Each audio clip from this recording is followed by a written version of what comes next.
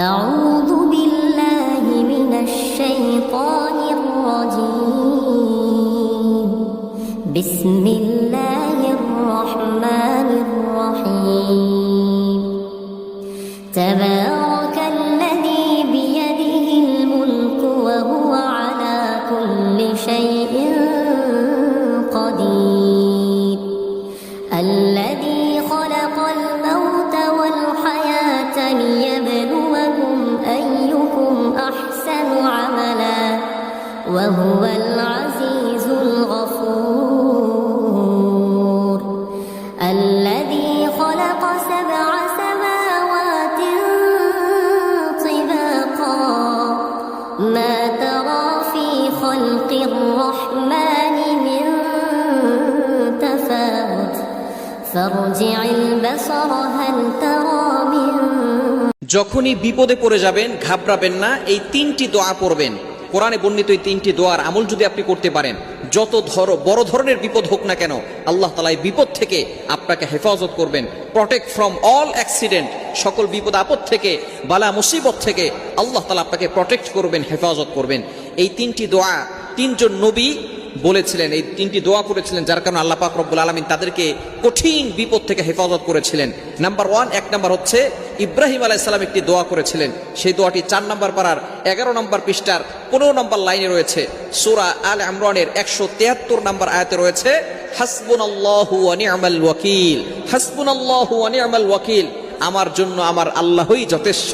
আপনি যদি এই দোয়াটা পড়তে পারেন, কঠিন বিপদে ইব্রাহিম আলাইহিস সালাতু ওয়াস সালামকে যখন নমরুদ আগুনে নিক্ষেপ করবে, এমন সময় ইব্রাহিম আলাইহিস সালামের কাছে জিবরাইল আলাইহিস সালাম এসে বলতেছেন যে আপনার যদি কোনো সাহায্যের প্রয়োজন। আচ্ছা, পৃথিবীতে বেঁচে থাকার জন্য সবাইকে ধনী হওয়া কি জরুরি?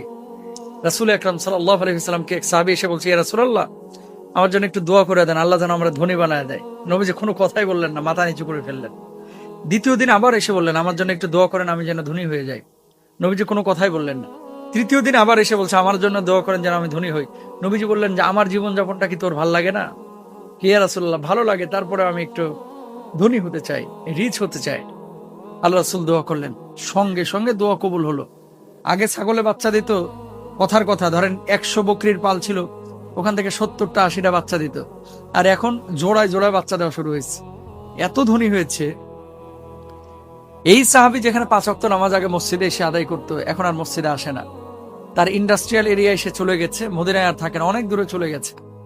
সাহাবীদেরকে জিজ্ঞেস করছে, কি ব্যাপার, তারা আর মসজিদে দেখি না কেন? আল্লাহ রাসূল এখন তো বড় ব্যবসায়ী, আসার সময় পায় না, খালি জুমার দিনে আসে। এই সমাজে নষ্ট করে দিতে অনেক মানুষ রেডি আছে, অনেক মানুষ, কিন্তু গড়ে দেওয়ার লোক কম, সাজিয়ে তোলার মতো লোকের অভাব। জীবন গঠন করা, সাজিয়ে তোলা, এর বড় অভাব, বড় অভাব। কবরে প্রথম প্রশ্ন করা হবে, মার রব্বুক, তোমার রবের নাম কি? আমাদের রব কে?